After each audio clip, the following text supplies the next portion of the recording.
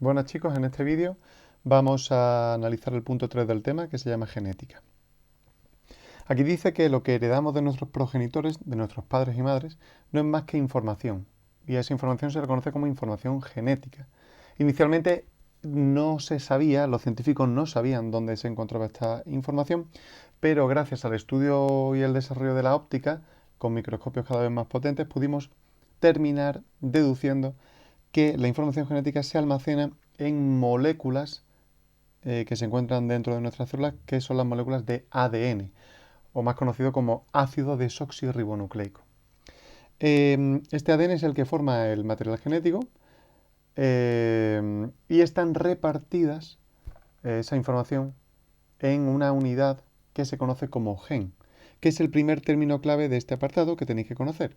Un gen se define como un segmento de ADN que contiene la información necesaria para un determinado carácter hereditario. Por ejemplo, para que se entienda, el color de la semilla de un guisante o el color del pelo de una persona, o la altura que va a tener, o la personalidad que va a tener, o su resistencia frente a una enfermedad, etcétera, etcétera. El problema es que no todo esto es tan sencillo, es decir, no siempre ocurre que un gen controla un carácter, sino que muchas veces muchos genes controlan un solo carácter, ¿vale? Entonces eso hace que sea todo mucho más complejo de lo que inicialmente parece. La mayoría de los genes de los seres vivos contienen la información necesaria para formar una proteína que hace una función, ¿vale? De ahí que en el ADN está la información y en la proteína está la función. Pero claro, esa función que hace la proteína viene determinada por la información que hay en el gen. Esa es la relación que hay entre el gen y la proteína. Los genes de un individuo además se encuentran repartidos a lo largo de unas estructuras que se conocen como cromosomas o cromatina durante la mayor parte de la vida de la célula. Y estos cromosomas o cromatina, que según el momento en el que analizamos la célula pueden estar en una forma u otra, estos cromosomas o cromatinas se localizan en el núcleo de las células eucariotas, que son nuestras células, o en el citoplasma, si son células procariotas como bacterias, ya que estas células pues no tienen núcleo. Aquí se observa una imagen en la que se observa primero la estructura del ADN, después vemos cómo parte de este ADN puede formar un gen y este gen después, junto con otros muchos, se empaqueta, ¿vale? Formando cromosomas. Y estos cromosomas están dentro de la célula y concretamente si es eucariota, como es el caso de este dibujo, se encuentran en el núcleo. La situación es que el cromosoma no siempre se observa en la célula porque la estructura esta que veis aquí solo se forma cuando la célula se va a dividir, porque eso es una estructura de ADN muy empaquetada para que se pueda repartir. Pero bueno, eso lo veremos en otro apartado. A continuación vamos a seguir analizando conceptos y términos que tenéis que saber y que son muy importantes. Bueno, aquí continúo diciendo que a lo largo de la evolución de los genes han ido bueno, pues cambiando debido a mutaciones, debido a errores cada vez que estos genes se han ido copiando. Bien, estos errores han dado lugar a variaciones de un mismo gen. Y es cierto que esas variaciones a veces han llevado a que el individuo no sobreviva, pero otras veces, al cambiar, pues ha dado lugar a características nuevas que han podido ser en determinados casos ventajosas. Entonces, esas variedades de cada gen se han ido manteniendo a lo largo del tiempo. Gracias a ello, a día de hoy, por ejemplo, en el caso de la especie de los seres humanos, del Homo sapiens, pues gracias a la existencia de esas variedades en cada gen, pues somos diferentes unos a otros. Bien, a cada una de las variedades de un gen se le conoce como alelo, ¿vale? Después, otro concepto que es importante conocer es el concepto de genoma, que es muy sencillo porque no es más que la secuencia total de ADN que posee un organismo y que por tanto contiene todos los genes de ese organismo, ¿vale? O sea que genoma es un término general para referirse a todo el ADN o todos los genes que hay dentro de un individuo.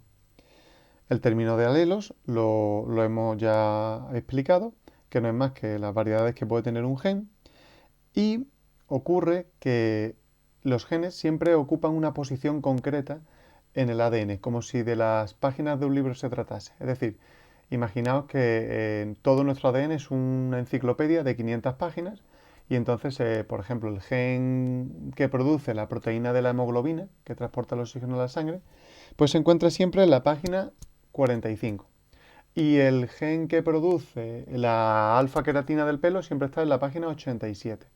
Y eso ocurre siempre, porque siempre están en la misma página o, digamos, dicho de otra manera, en la misma dirección del ADN. Y a esa dirección o a esa misma página del libro es a lo que se le conoce como locus, que es la región del cromosoma donde se localiza un gen concreto. Locus en plural se dice loci, para que lo tengáis en cuenta si os lo encontráis en algún ejercicio. Y ahora pasamos a los siguientes dos términos, que son genotipo y fenotipo. Estos dos términos están relacionados con la genética mendeliana que vamos a ver en el punto 4. El genotipo es el conjunto total de genes que presenta un individuo. Este concepto es muy importante en los problemas de genética, ya que también se define como la dotación de alelos que tiene un individuo para un determinado gen que se está analizando en el problema. El genotipo es siempre invariable e idéntico en todas las células del organismo. Es decir, el genotipo se refiere, por ejemplo, en esta imagen de aquí a la derecha en el que aparecen dos cromosomas, se refiere a el alelo o los alelos que tiene un individuo concretamente. A eso se refiere el genotipo, ¿vale? La configuración genética, los alelos que tú tienes en cada uno de los genes que se analizan en un problema. Sin embargo, el fenotipo con F es la manifestación de los genes cuando se expresan, es decir, su aspecto morfológico y fisiológico, su comportamiento, etc. Este fenotipo puede variar durante la vida del organismo, ya que es el resultado de la interacción entre el genotipo y el ambiente. Entonces, el fenotipo, para que se entienda, sería, pues por ejemplo, si este gen, ¿vale?, que está representado con la letra B, codifica para el carácter del color de la semilla del guisante, que puede ser o verde o amarilla, pues el genotipo en este caso serían las letras que aparecen, ¿vale? Estos alelos, B minúscula y B mayúscula, perdón. Y el fenotipo sería el color que expresa, que se manifiesta en la semilla en sí. Eso sería el fenotipo. Entonces, el fenotipo de un individuo, que es el aspecto que tiene, lo que se puede ver es la suma de su genoma, es decir, de su genotipo, más el ambiente. Porque el ambiente puede ir cambiando o puede ir modificando ese aspecto final. Por ejemplo, si tenemos a dos gemelos, de los cuales, bueno, los cuales son separados al nacer, y a uno lo ponemos a hacer desde que nace, entrenamiento profesional, competiciones olímpicas, dieta especializada, mientras que el otro lo dejamos ir a su suerte, pues probablemente cuando cumplan los dos 20 años, pues las diferencias serán notables. Y esas diferencias habrán venido impuestas por el ambiente, no por el genotipo, porque el genotipo de los dos gemelos es idéntico, ya que tienen los mismos alelos. Bien, estos dos últimos conceptos, genotipo y fenotipo, los volveremos a trabajar en profundidad cuando veamos el punto 4 de la genética de Mendel. Así que no os preocupéis si no los termináis de comprender en este momento. El siguiente punto que vamos a ver es cómo el mensaje genético puede expresarse, es decir, cómo la información que está contenida en el ADN puede llegar a expresarse finalmente en proteínas que cumplan una función concreta. Como hemos visto, el mensaje genético se encuentra en el ADN, que está organizado en genes. George Biddle y Edward Tatum comprobaron que para que esa información pueda ser útil debe expresarse. Es decir, cada gen contiene la información para sintetizar una proteína que realiza una función y que es la que determina un carácter. La información genética no sintetiza directamente una cadena de proteínas. Es decir, el ADN, que se encuentra en el núcleo de nuestras células eucariotas, no puede producir una proteína directamente, sino que la información que contiene el ADN debe ser descodificada en partes.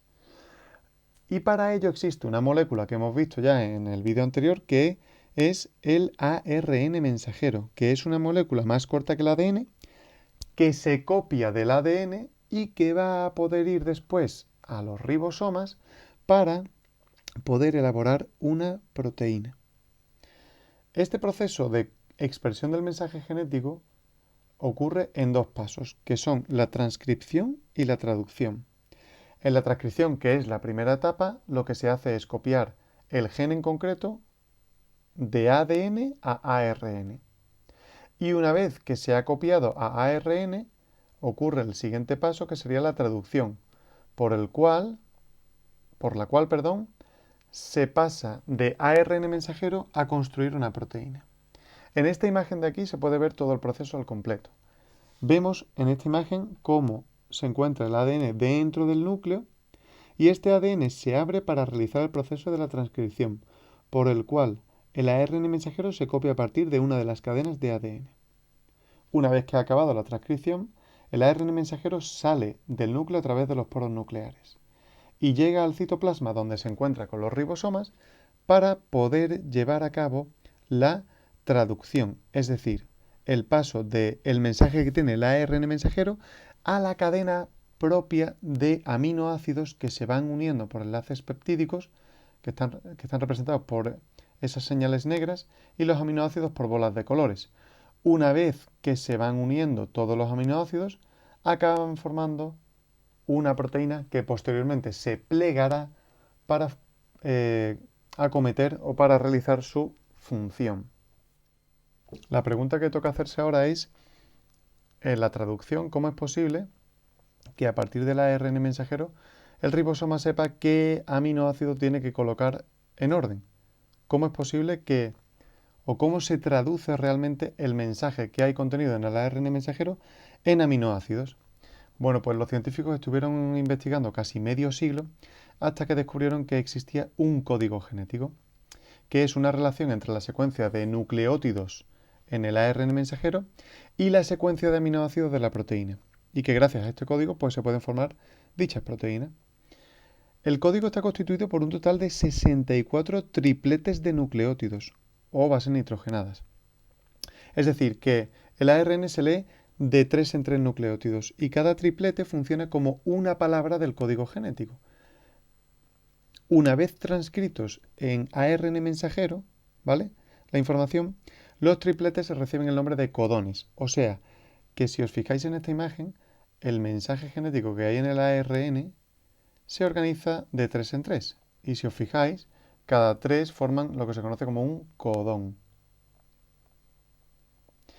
Y cada codón se va a corresponder con una palabra del código genético, o dicho de otra forma, con un aminoácido concretamente. ¿Cómo funciona esto? Pues muy sencillo.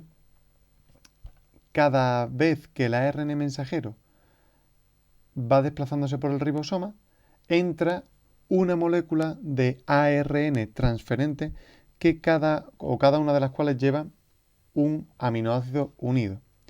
Ese aminoácido se va a ir uniendo a la cadena creciente de proteína para ir formando definitivamente la cadena polipeptídica. ¿Qué características tiene el código genético? Bueno, pues tiene dos. La primera es que es cuasi universal, no directamente universal. Es decir, es el mismo para todos los seres vivos, excepto algunos orgánulos de las células, como los cloroplastos de los vegetales, las mitocondrias y también las bacterias, donde aparecen pequeñas diferencias, pero esas diferencias son pequeñas.